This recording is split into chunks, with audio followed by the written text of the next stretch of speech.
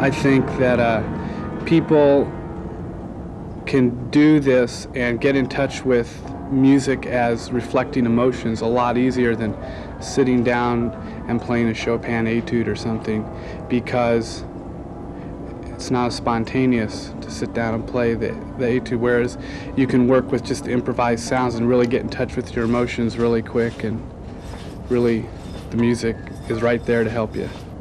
They say that music soothes the savage beast, but for 30 students at Drake University, it was a test of creativity. Their task? To engineer a working musical instrument.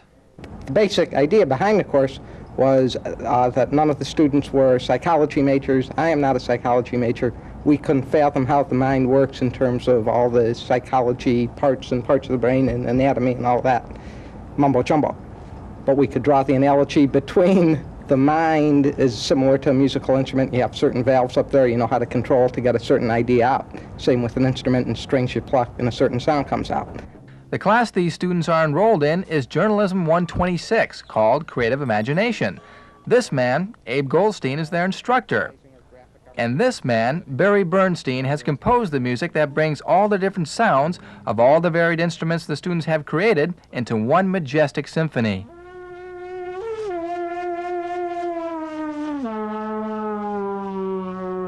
Did I say majestic? Well, you might want to reserve your opinion of this type of music, at least for now, until we get into the symphony, which incidentally is called Doing Time in Des Moines, and some of you may think that some of these people should be doing time, period.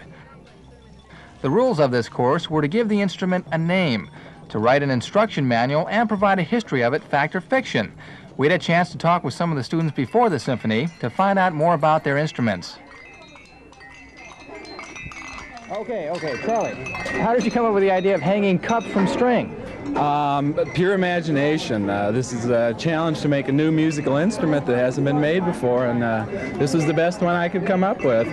Are you musically inclined? Do you have a scale here? I have a scale here, but the only other instrument I play besides this is the stereo. What is this thing right here? This is called the dry falling, and it's made with nails, and you turn it over.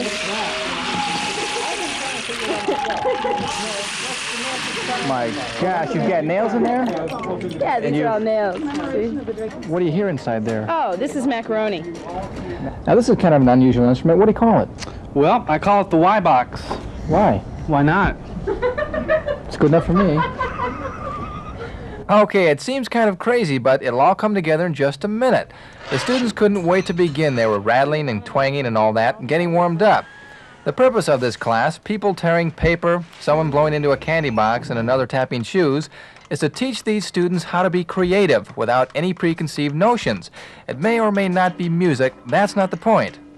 You might be talking on a term of what you consider music, which is one of the problems with thinking creatively. You're forced into thinking of music habitually as 1, 2, 3, 4, and Lawrence Welk or whatever you listen to. Okay, that's a habit most people have. Most of these students have the habit of listening to rock or whatever they listen to.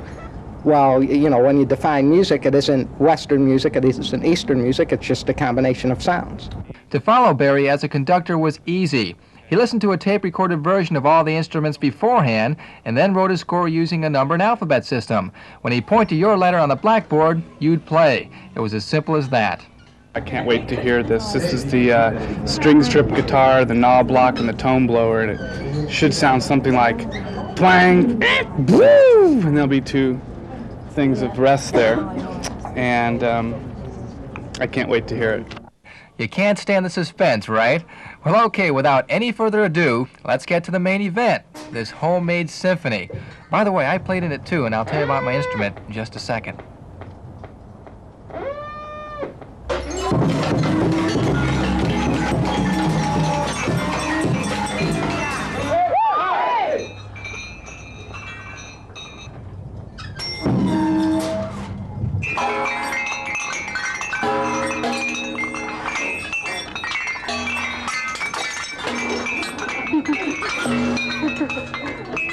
My unique instrument was invented by our engineer, Tom Cauldron, genius that he is, and I'm not sure what it's called, but it sounds kind of like a sick cow. Anyway, at least it's different, so it fits right in.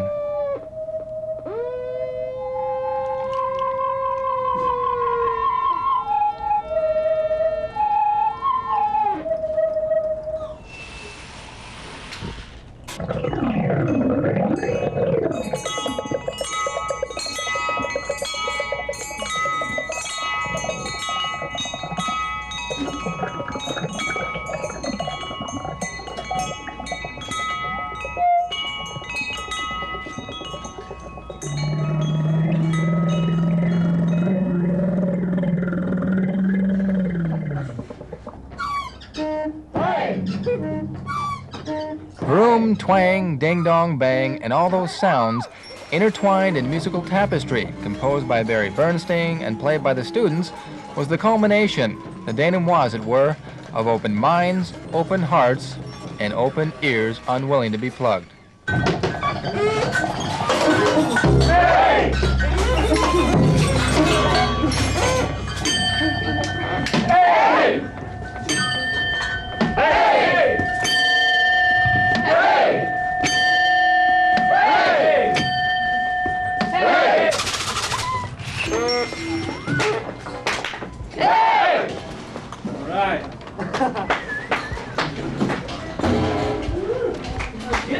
That was pretty good. Look, and then they get quiet.